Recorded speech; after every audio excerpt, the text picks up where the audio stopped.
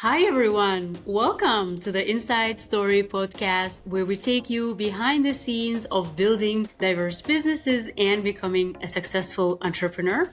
I'm your host, Dursun Halimova, business coach and facilitator on a mission to help build impactful businesses.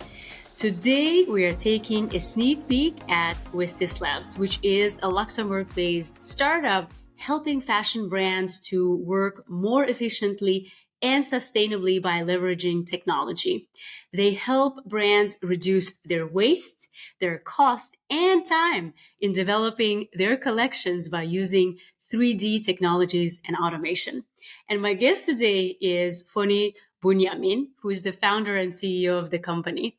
Through Vestis Labs, Fonny hopes to redefine the fashion industry to make it more digital, transparent, and sustainable.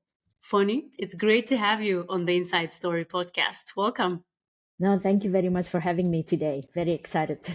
Great. To start off, I will read several unfinished sentences and I would love you to finish them for us, please.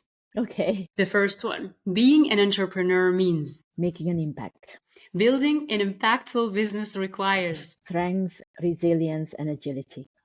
failure is Learning and growth. learning and growth. Yeah. Success is a result of Hard work, grit, and timing with a little bit of luck. yeah. And the last one, being fulfilled in life means Wow. This is a difficult one, actually. Being fulfilled in life means being happy and content and be with the people that you love. yeah, indeed. I'm into that. I mean, it is at the end of the day, I think it's lifelong journey of ours, right? To find that meaning, what brings meaning, adds value to our lives. Indeed. Yeah. No, it is very hard, actually. Yeah. To kick off our conversation, Fonny, tell us a little bit about Vestis Lab. What problem do you solve and for who? Right. So Vestis Labs is all-in-one fashion management platform and collaboration platform dedicated to help small to medium-sized fashion brands to manage their design and development workflow more efficiently by streamlining processes and data management. And like you have said in the beginning, by leveraging 3D technology as well. So in essence, we have two main parts under Vestis Labs. So one is the platform and another one is digital product development, which is 3D prototyping. So this platform also unites teams to foster collaborations for faster and smarter decisions while driving a circular business model through data, transparency, and a digital system that connects products, customers, brands, and end-of-life solutions. Wow. So if I understand correctly, if I were a fashion brand and using your technology from one place, I could handle the whole A to Z process of making whatever brand, whatever I'm creating. Yeah, so we are focusing more on the design and development process right now, integrating the different pieces that are required under this process.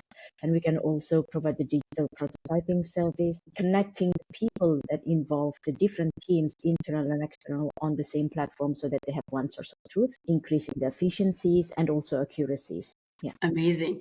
I'm not from fashion world, so please feel free to educate me as well as maybe our listeners if they are not aware. From what I can imagine, when design happens, they kind of create sketches, right? Maybe they create kind of like a prototype of a dress or outfit they are creating using different textiles and colors. Does it mean using your technology, I don't have to do all of that and I can just visually create it? Or I would still create the prototype? Yeah, so for the digital prototyping part, we can actually simulate the prototyping digitally in 3D so that you are, or the designers and the teams are able to visualize it, fit it, and then, iterate the designs until they're satisfactory without having to carry out the multiple physical samples that they normally do before the style goes into production. At the moment, I still believe that the brands still need to do the physical sample, but instead of doing 5, for example, for one style, they can do 1 at the end. And instead of doing 1 sample for each color, they can just do, 1 color, while the rest can be just 3D rendered. So it's really reducing a lot of waste and a lot of time. While the platform itself then helps digitalizing the process, because the fashion industry is great, is very fascinating in a lot of ways, but it is still slow in digitalization.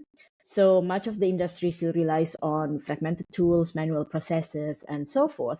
So Vestis Labs then, help these collaborations, these digitalizations, helping teams dealing with all this admin and repetitive work, so that they have consistent data that helps in reducing costly mistakes and delays.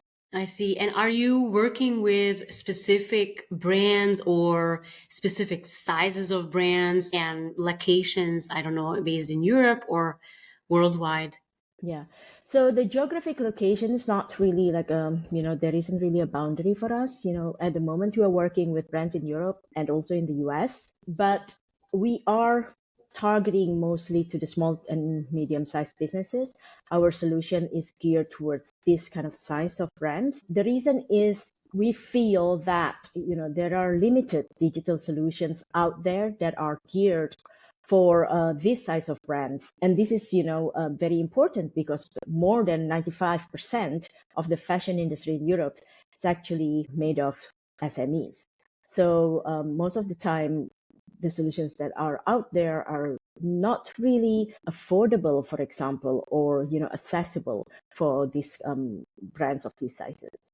That's great to hear, because I think that is a struggle for any business owner, right? When you are a small business owner and you don't have a lot of revenue, a lot of production, right? Not a lot of service providers want to focus on you. And at times you have to pay extra cost, or Right. it is either it's too expensive or you need to spend too much because your size is just so small. In your Yeah. case, it's amazing that you are providing these digital tools also, especially focused on the small companies. Yes. Yeah. We feel that, there is that gap in the market as well.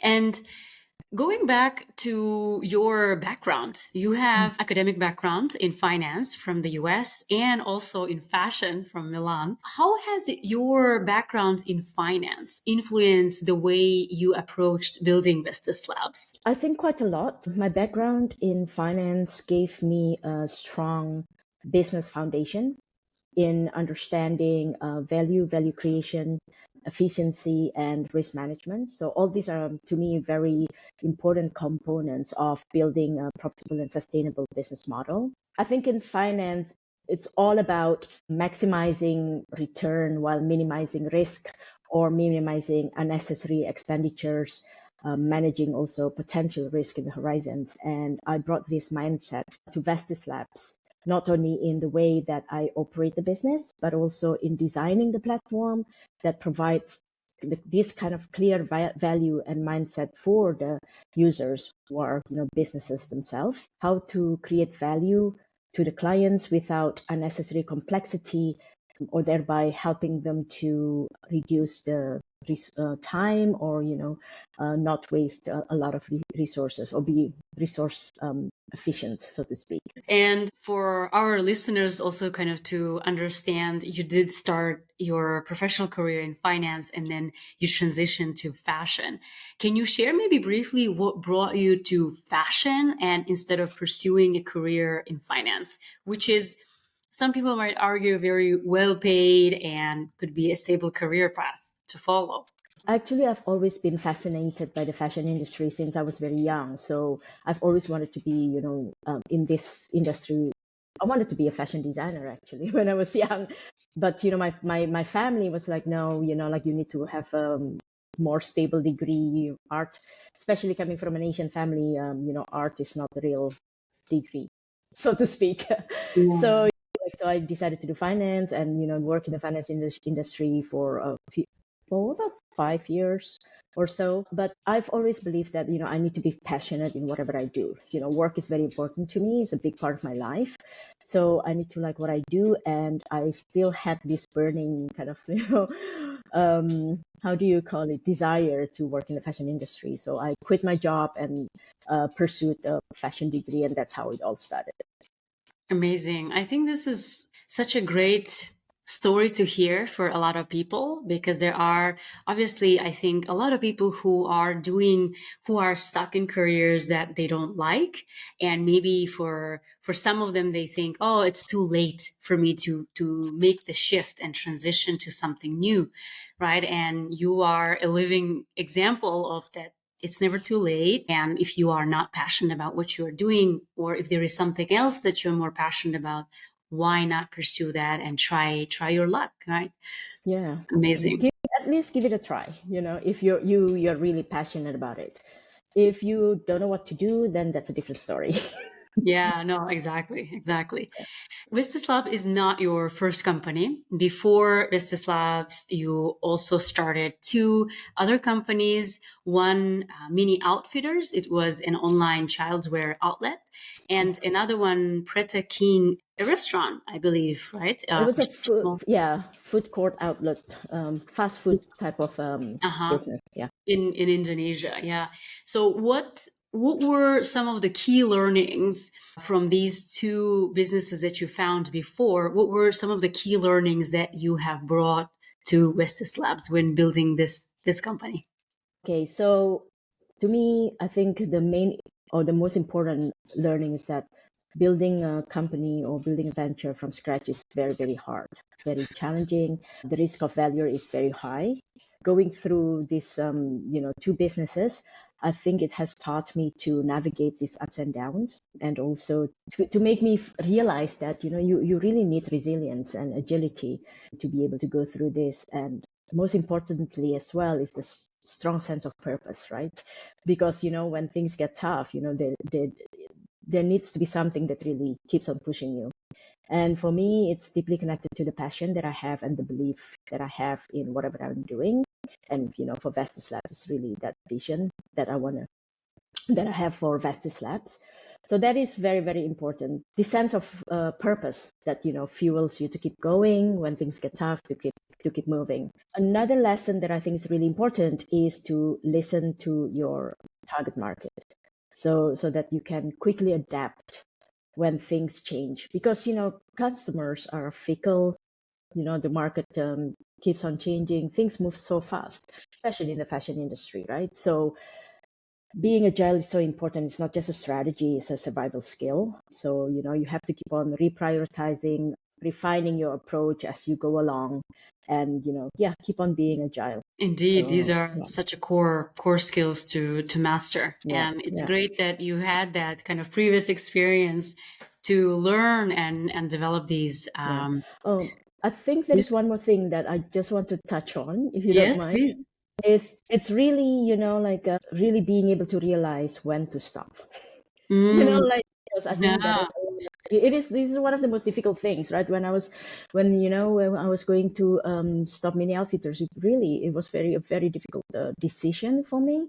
It is so important. I think you need to be able to realize yourself when it starts really hurting you and the people around you, emotionally, physically. I think that's being able to know what it is that makes you, or push you how to stop as well. That is such a good point. And I think it's very difficult, right? I think oftentimes entrepreneurs, myself included, try to make something work, although it's not going to work, right? It's not working and we see the clear signs, but somehow maybe because of all the time and energy we've invested of this like high sunk cost, right? We feel Mm-hmm. like, oh, now I cannot abandon. I have to make it somehow find a way to make it work. And we keep on investing our resources.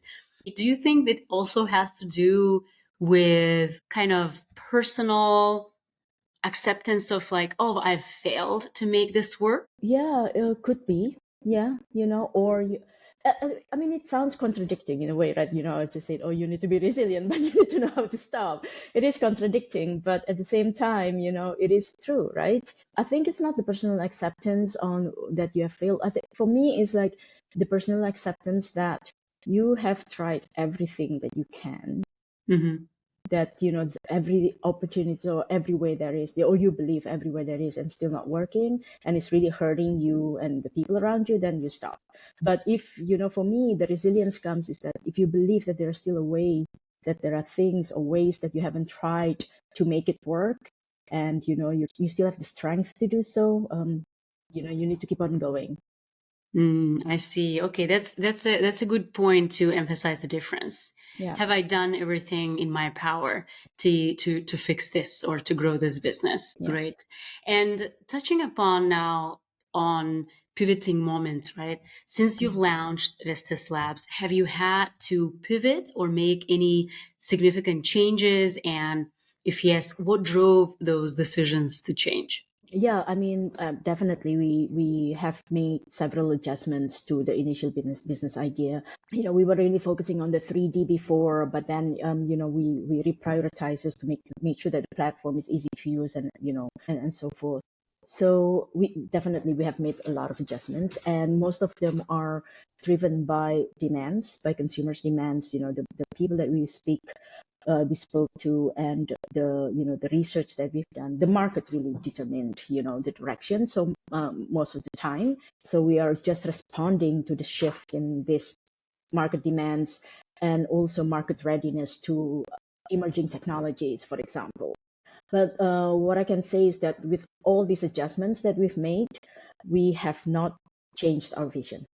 So all this change, we're still very much aligned with our initial vision. That's, I think, so important. I recently, I think I heard it from Y Combinator or another startup incubator program where they were talking about the importance of, or rather the difference between falling in love with your product versus falling in love with the problem. And I couldn't agree more, right? Because I think there might be multiple ways to solve the problem. So your product, your solution might not be the ultimate solution to solve it, but if you are really passionate about resolving whatever the challenge you're addressing, right? In your case, bringing transparency, digitalization, reducing waste, cost, time, right? In the fashion industry. If that was driving you, if you are really passionate about that, then it doesn't matter what kind of technology you find or what solutions you come up with. And I guess hence your point about that your vision hasn't changed, although how you get there maybe have taken different shapes and forms. Yeah, because the problems are there. It's just a matter of really putting in the right puzzle pieces to fit. And timing, like I said, is very important, most of the times. Yeah, so it's really just reprioritizing, the different kind of pieces or the different parts of the business. Yeah, indeed. Yeah. And with Vestis Labs, you have been part of several incubator programs. One, the Founder Institute, but also you've been part of, I think Founder Institute was online program, if I'm not mistaken. Yes. And you were also part of two incubators here in Luxembourg, one from Fit for Start, from Lux Innovation, and another Technoport. How did these startup programs have contributed to the growth of Vestis Labs? And which one of these programs, in your opinion or in your experience, have really contributed to the growth of your company? I would say they really contributed in very different ways. Each of them was different and unique, and actually geared to the different stages of the startup journey. So I can't really say that which one is actually, it was most impactful, because they were really impactful at that time. So for example, Founder Institute is a program which is geared for very early startups. So, when we joined, we didn't have anything. We had ideas, and the program actually helped to give a structure, refine our ideas, and make it into a viable business model. And Fit for Start is a program for a later stage. So, when you already have some kind of a product or an MVP or a proto, you have some kind of tractions. It was kind of like more focused mentorship as well, Mm-hmm. with some kind of funding element in it. So, like it is different to help us develop our product and, push it more into the market. Technoport is, of course, like isn't a different. It's not really like the same kind of like a timed project in that sense. It has played a crucial role in giving us continuous support in every aspect of the business, very hands-on approach, and also has helped us a lot in navigating the startup journey within this ecosystem. So each one of them are very different. The intensity is also very different, and how they are suited for different, stage of the startup journey. Mm-hmm. So the message for me is kind of to understand where are you with your business and find a program that fits that particular stage where you are at, so you can benefit the most, and Absolutely. maybe have, as in your experience, right, participate in several of these programs, so each program kind of helps you make another step towards really kind of going to the market and really starting working with the customers directly. Yeah, and programs like this, I think, one of the biggest advantages, of course, is the network, given through the program, the visibility, but also the structure. When you start, you're a founder, you have to wear a lot of hats to get everything done. And sometimes you can, no matter how structured you are or how organized you are, sometimes you can get really lost in the mountains of different things that you need to do. And these programs can help giving that little structure along the way, which is very valuable as well. Indeed, yeah. I think it's so important to be part of some kind of a network, either have mentors or have such structured program that can kind of provide that support also, right?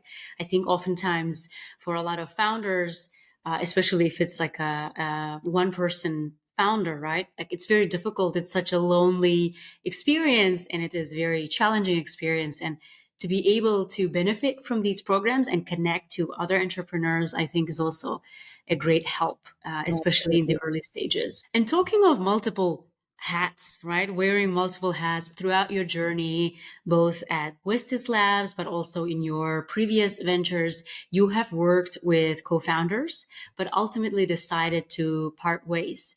What were the key challenges in maintaining those partnerships, and what have you taken away from these experiences? Where do I start with so many challenges, right? Okay. So for me, one of the main challenges was the misaligned vision, right? I started having co-founders with people who I normally know, and we normally have the same kind of excitement, the same idea. While we all shared the initial excitement, of this idea, the deeper strategic vision often differed. So this led to conflicting priorities and eventually difficult decisions about the company's direction.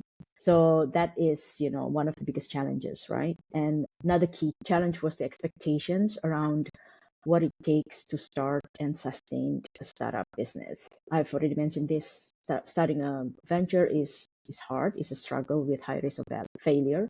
So it can take significant time before you see the financial reward, for example, and not everyone fully anticipates the personal and emotional and financial demands of building a startup.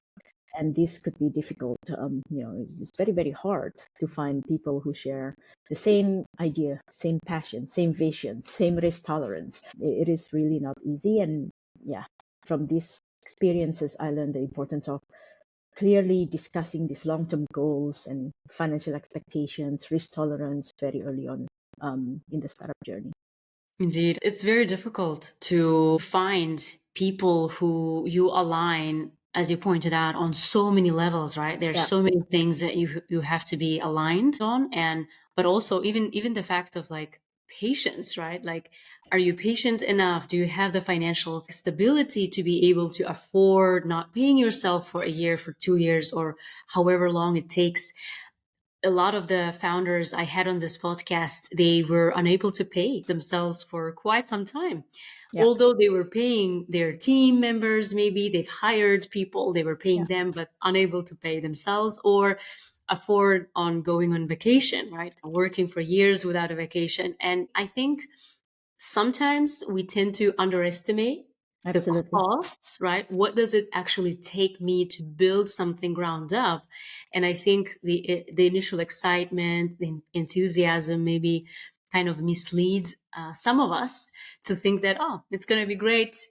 We're going to be an overnight success, and not fully realizing that how much work it takes and how Yeah. much patience it takes. Yeah, absolutely.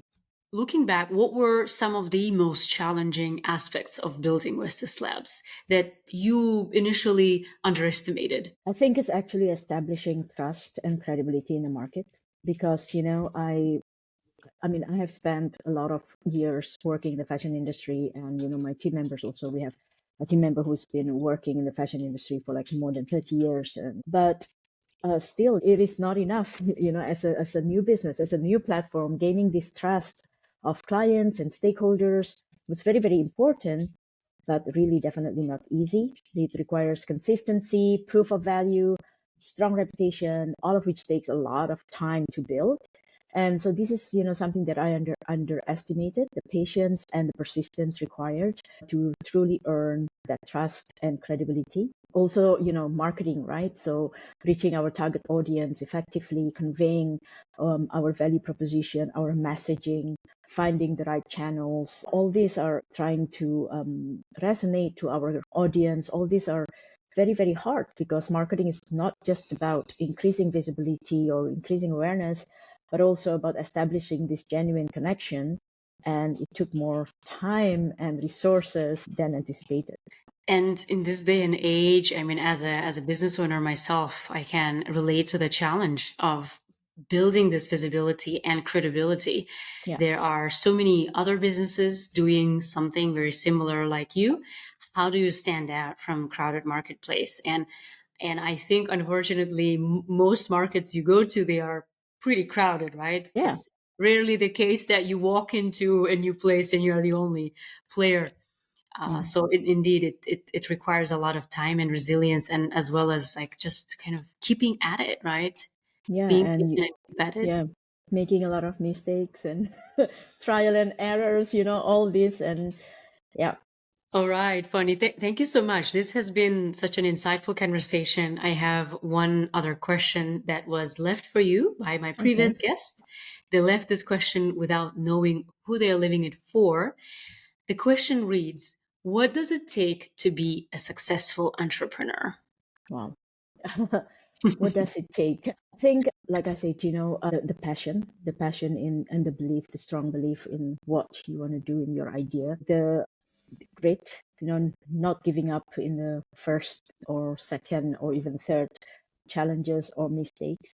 And being able to actually admit that you made a mistake and even a costly one, and learn from it and make it as a kind of like a growth instead of like a failure. Yeah, I think that's it. And like timing is very important. Being able to trust your gut in kind of taking the right opportunity at the right time is also, I think, very, very important. And sometimes we don't really want to listen to our gut because we thought it's not scientific, for example. But maybe there are times when you definitely should listen to also your gut, in addition to all the scientific analysis that you've done. Indeed, I think our body, in a way, finds a way to send messages. And unfortunately, sometimes we tend to ignore. I'm certainly guilty of it. I realize that something is off. I just can't. When I ignore, then kind of, like life teaches me a lesson, right? I sent you signal, your body was giving you signals, and you still ignored. So here you go, you pay the price. Yeah.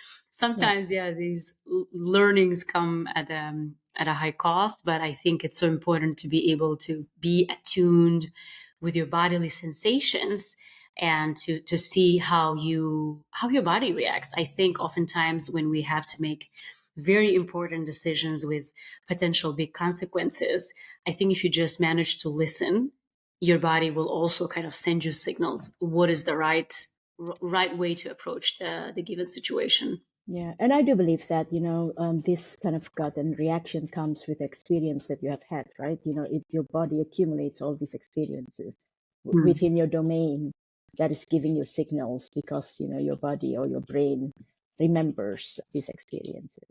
So yeah, listen to your body, listen to your customers. Listening is another one. You mentioned that, and I think that is really, really key. Indeed. Yeah. On that note, Fonny, this was such an amazing conversation, wide ranging. I have learned a lot about you, Vestis Labs, as well as what it takes to be a successful entrepreneur. You and your team are doing an amazing job in terms of helping, especially small and medium-sized fashion brands to really be sustainable and also at the same time cut their costs, cut their waste, cut the time that they require to do what they love to do. And yeah, thank you so much for taking the time to come on the Inside Story podcast to share your experience and your wisdom with us. Thank you, Funny. Thank you very much for your time.